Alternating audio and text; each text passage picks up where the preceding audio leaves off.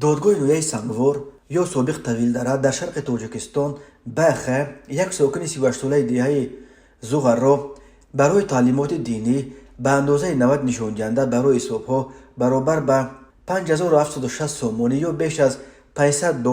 جریمه بسته است. دادگاه سنگوار در سامانه رسمیش گفت که این ساکن زغر در آن گناهکار دانسته شد که در خانه‌اش همسر برادرش را تعلیمات دینی داده با این کردارش حقوق ویرانکنی در ماده 474 علاوه 2 قسم 1 کودکس حقوق ویرانکنی ماموری جمهوری تاجیکستان پیش بینی شده را صادر نموده است. از مواد پرونده برمی‌آید که مقامات لحظه های به زن برادرش درس دینی دادن این ساکن زغر را حتی عکس و ویدیو گرفته به مقامات دادند. محکمه این پرونده روز 23 ینور سال 2023 تحت ریاست رئیس دادگاه نویه سنگوار سلیم زاده در تالار مجلس مرکز تعلیمی کلانسالان این نویه صورت گرفته است.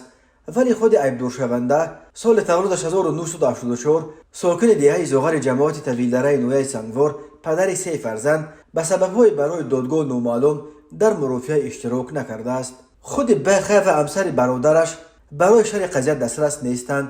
ولی بنا به مواد پرونده حقوق ویران کننده بخه طلبات ماده 8 قسم 4 قانون جمهوری تاجیکستان درباره آزادی وجدان و اتحادیه‌های دینی را که تعلیمات دینی را تنها بعد گرفتن اجازتنامه دولت اجازت می‌دهد دغلانه ویران نموده ماه نوامبر سال 2022 به اجازتنامه دولتی در منزل استقامتیش همسر برادرش را تعلیمات دینی داده است. دادگاه گفت یک سلسله دلیل‌ها از جمله قرار درباره آغاز نمودن پرونده حقوق ویرانکنی ماموری، بیانات خطی خود حقوق ویران کننده، بیانات‌های شاهدان، ثبت ویدیویی، صورت لوحه‌ها، معلوماتنامه هیئت عالی و دیگر دلیل‌ها در خبر پرونده ماموری از طرف حقوق ویران کننده را تصدیق می‌کنند و به این دلیل دادرس سلیم زاده او را در تعلیم دینی غیر قانونی گناهکار شناخته با در نظر داشت بار اول صادر نمودن حقوق ویرانکنی ماموری و به گناهش اقرار شدن بخه و همچنین در کردار او از طرف دادگاه پیدا نشدن حالت‌های که جوابگری ماموری را وزنین می‌کند،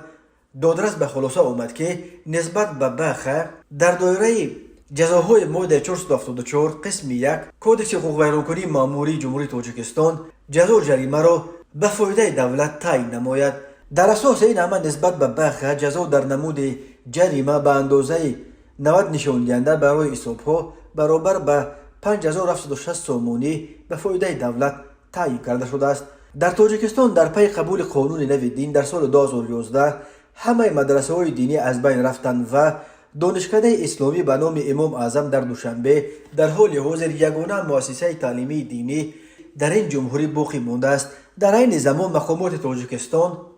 از سال 2010 به این طرف تلاش دارند تا همه دانشجویان تاجیک را که در مدرسه‌های خارجی تحصیل می‌کنند به وطن برگردانند. طبق قانون دین شهروندان تاجیکستان بدون اجازتنامه دولتی می‌توانند تنها به فرزندان خود آیه قرآن و دیگر علوم دینی را بیاموزند. ساکنانی که چنین امکان ندارند از آن شکایت می‌کنند که از امکان برای راه قانونی به تعلیم دینی فرا گرفتن فرزندان خود محروم شدند و مجبورند که از یگان خویش و تبار یا شناسشان خواهش کنند که